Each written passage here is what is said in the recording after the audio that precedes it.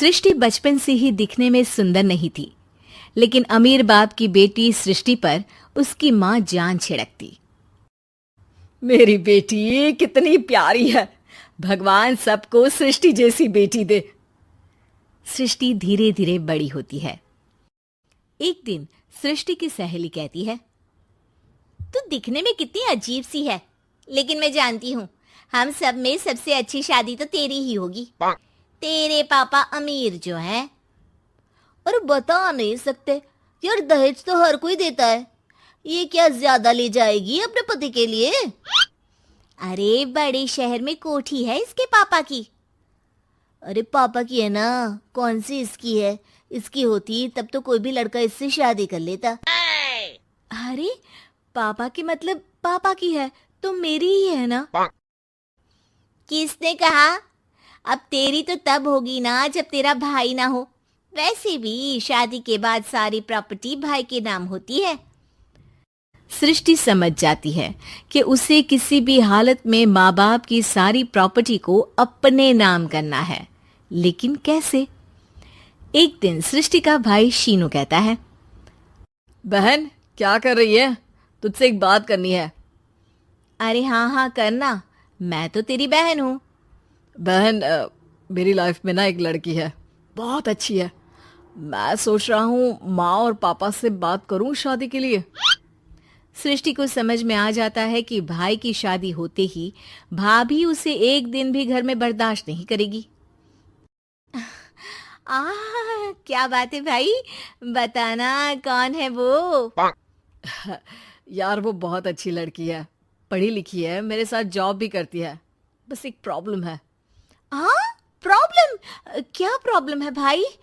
यार वो शादीशुदा है, लेकिन उसके पति ने उसे सिर्फ इसलिए छोड़ दिया क्योंकि उसके माँ बाप दहेज नहीं दे पाए। सृष्टि ये सुनकर न जाने क्यों खुश हो जाती है। अरे भाई तो क्या हुआ, लड़की तुझे तो पसंद है ना? शीनू को लगता है कि बहन उसे समझ रही है। वो इस बात से अनजान होता है कि उसकी बहन की मंशा पूरा घर हड़पने की है। सृष्टि अपनी माँ से कहती है, मम्मी मुझे तो बहुत चिंता है। पता है शीनू क्या कर रहा है? अरे क्या कर रहा है? वो तो काम पर जाता है और वापस घर आता है। नहीं ना माँ, वो यही तो नहीं कर रहा, बाकी सब कर रहा है। आपको पता है उससे प्यार है, और वो भी एक शादीशुदा लड़की से। ये क्या हो गया? मैं सोसाइटी में क्या मुंह दिखाऊंगी? अरे तेरे पापा तो यही कहेंगे कि मैंने ही उसे बिगाड़ दिया है। माँ देखो, मेरी बात मानो, पापा पर भी विश्वास करने की जरूरत नहीं है। अब आप ही बताओ, पापा इतनी देर घर के बाहर रहते हैं क्यों? बोलो। अरे बेटा वो तो नौकरी करते हैं ना। तू बहुत भोली है माँ। पापा का ऑफिस तो 7 बजे खत्म हो जाता है, लेकिन देखो कितनी देर से आते हैं। अरे नहीं बेटा, ऐसी कोई बात नहीं है। सृष्टि माँ को एक औरत से बात करते पिता की फोटो दिखाती है। देखो माँ कैसे हैं पापा। मैं ना कहती थी कि पापा सही नहीं है। मैं तेरे पापा से बात करूंगी, दे फोटो मुझे। ओ माँ, वो तो डिलीट हो गई। लेकिन चल, तूने तो देख लिया ना। पापा से बाद में बात कर लेना, और हाँ मेरा नाम बिल्कुल मत लेना। हाँ माँ। अब क्या था, सृष्टि के माँ और पिता के बीच झगड़ा होना शुरू हो जाता है। सृष्टि के मन में क्या चल रहा था कोई नहीं जानता था। एक दिन, माँ सृष्टि के लिए एक लड़का देखा है, वो लोग शाम को उसे देखने आने वाले हैं। और हाँ माँ, एक खुशखबरी, मैं और पापा मिलकर एक नया बिजनेस ट्राई कर रहे हैं। शाम को लड़का आता है, सांवले रंग का। सृष्टि को तो बिल्कुल भी पसंद नहीं आता। लड़की की माँ कहती है, लड़की का चेहरा तो कोई खास नहीं, लेकिन अगर मेरे बेटे को आप लोग सेटल कर दें तो मैं उसकी शादी आपकी बेटी से करवा दूं। सृष्टि को लड़का बिल्कुल पसंद नहीं था। उसे भाई पर गुस्सा आ जाता है। लड़के वालों के जाने के बाद कहती है, माँ देखा शीनू मेरे लिए कैसा लड़का लेकर आया, न दिखाने लायक न सुनने लायक, सेटल भी नहीं, वो भी हम करे। अरे माँ, मैं जानती हूँ ये मेरी शादी किसी भी घर में क्यों करवाना चाहता है। अरे कैसी बात कर रही है बहन? तूने तो देखा ना, लड़के को मैंने ही मना कर दिया तुझसे शादी के लिए। जिसने लड़का बताया था उसने उसकी बहुत तारीफ की थी। बात आई गई हो जाती है, लेकिन सृष्टि का मन शांत नहीं होता। क्या करूँ, कुछ समझ में नहीं आ रहा। मेरी शादी हो गई तो ये लोग पूरी प्रॉपर्टी शीनू के नाम कर देंगे। मेरे हाथ तो कुछ लगेगा ही नहीं। तभी सृष्टि को आइडिया आता है। वो किसी वकील को फोन करती है।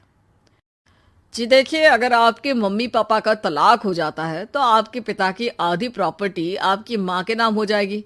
फिर उसे वो किसी को भी दे सकती है।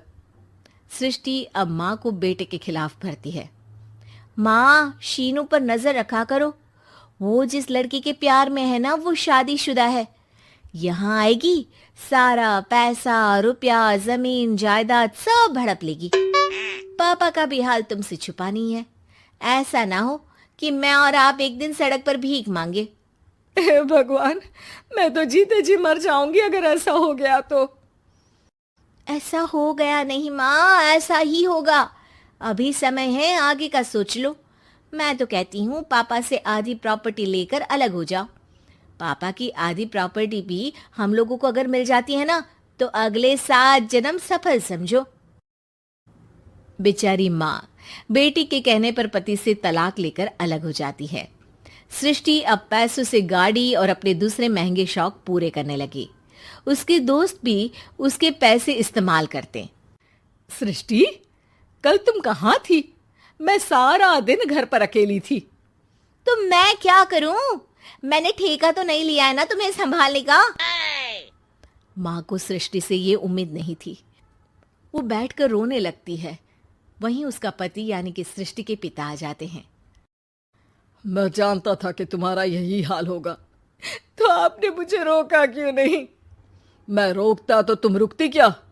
सृष्टि के कहने पर तुमने मुझ पर, अपने बेटे पर शक किया, लेकिन तुम ये भूल गई कि कैसे हम दोनों ने मिलकर जीवन में इतना सब खड़ा किया।